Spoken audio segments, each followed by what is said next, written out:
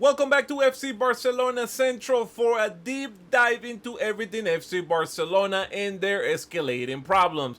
The biggest controversy is happening off the pitch, and today I'm breaking down three major conflicts that's defining Barca's season.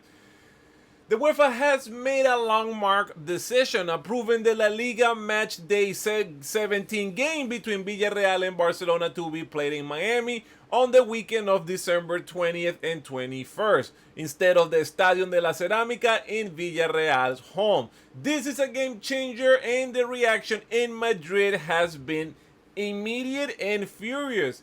The biggest institutional opponent is the Spanish Footballers Association. Its president stated that players were not consulted and that this was a decision to push professional athletes' health to their limit with a long travel. Remember that Barcelona will close the year in Miami and then face another long trip for the Spanish Super Cup in Saudi Arabia in January.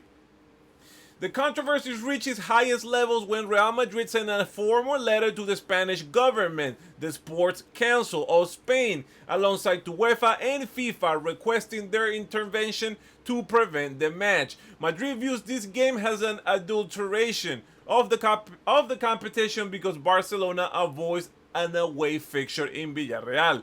The Sports Council has requested information from the Spanish Federation but remains in a legal limbo. It is unclear if they can prevent a league match from being played outside of Spain. Two things to point out here. Villarreal is on board, so that disadvantage of not playing a game on the away side, I mean, listen, if Villarreal does not care, I don't care. Villarreal CEO admitted that playing one match in the United States is positive and it helps the club's finances. The second big thing here is the financial incentives are huge. Both clubs will receive between 5 to 6 million euros, with Villarreal receiving slightly more to offset for the loss of ticket revenue. In a gesture to their fans, Villarreal has promised to cover the travel fee and tickets to Miami for any season ticket holder who wants to go, and offer a 20% refund on the season passes to those who can't attend. Despite the pressure, the match seems to be set, and this ruling, while called exceptional by UEFA, seems highly controversial, and it sets a precedent about exporting league football to outside of Spain. I mean, listen, the NFL does this. We had how many games like 3 games in London this season for the NFL, 1 game in Brazil for the NFL. So whatever, Crimea River. That'll be great for Miami, though. Hopefully I can go. You know what? Matter of fact, I will go. Copy that. The 4-1 defeat at Sanchez Pizjuan was arguably the worst performance since Hansi Flick arrived. Less than 48 hours later, Sporting Director Deco went public with a fierce message directly and squarely to the squad, showing the level of concern within the club. Deco's acknowledgement was that the team is in very bad terms of play and sensations in their first half against Sevilla, but his most critical message addressing the players' mentality. He said, and I quote, "We are not as magnificent or exuberant as people paint us last year. We are a great team when we work and when we unite, and we are capable of sacrificing for teammates. But if we believe that quality comes before work, we have a problem." He was also doing a call for humility. This is Deco telling the players to drop the superstar arrogance. He reminded them that there's only 2 points worse than the best thing in La Liga right now last year also, but the defeat showed that they are not in the same level as another elite or European competitors.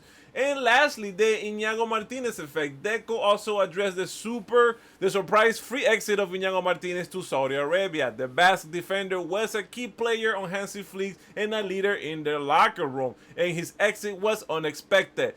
Deco noted that Iñigo Martinez was a gentleman and had a gentleman agreement with the club that sometimes you have to respect that.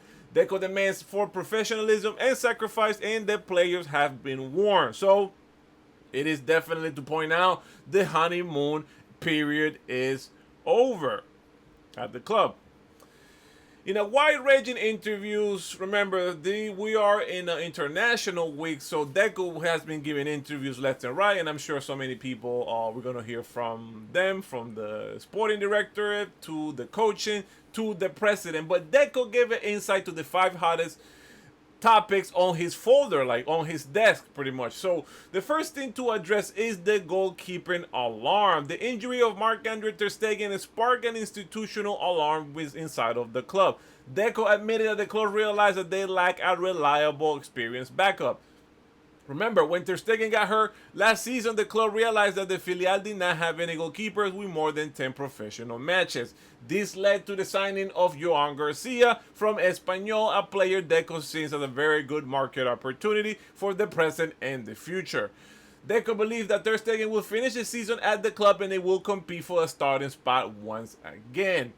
Another topic was Robert Lewandowski, his contract, his ongoing situation, and how everything seems to be looming. He talked about the new world-class striker like Haaland and Lautaro is non-stop. But Deco refused to discuss any contracts, new contracts going now, saying that they will analyze Lewandowski's case day by day and year by year. In a surprising statement, Deco argued that Barca should not be obsessed with a box number 9. He believed that focusing too much on a traditional striker can lead to poor decisions. He's pointing out that teams like PSG, who just won their last UEFA Champions League, won without a natural number 9, using a mobile forward who can change and alternate positions.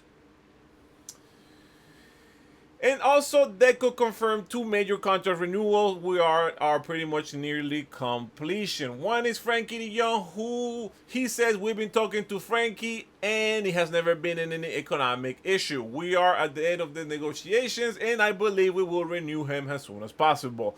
The second one is Eric Garcia. Deco is fully committed to the defender. He praises Eric's resurgence and the idea is to keep Eric. We are happy with him and we want to renew him and we will do this as soon as possible. The club remains aligned in its strategies, which is renewing key assets like we did with Pedri, Gavi, Lamine Yamal, Rafinha, and now hopefully most certainly Frankie de Jong. And then make decisions based on sporting criteria, even if it means missing out on a quick fair play fixes like selling Fermin Lopez when Chelsea showed interest in this past summer transfer. So guys, the message is clear. The day-to-day business is profitable and the foundation is stabilizing with key renewals on their way, but the noise level is still very loud, driven by the Miami scandal and the shock of the Sevilla defeat. Deco is demanding a cultural shift in the locker room and Flick must respond by giving results. Deco's focus on attitude and his stand on that traditional nice isn't essential. So, do you agree with his strategy or should they just ignore Deco's advice and go all in for a world-class striker next summer? Let me know your thoughts in the comments below. Please subscribe to the channel, like this video, watch all of my other videos, and until next time, we're still in an international break, and Visca Barça!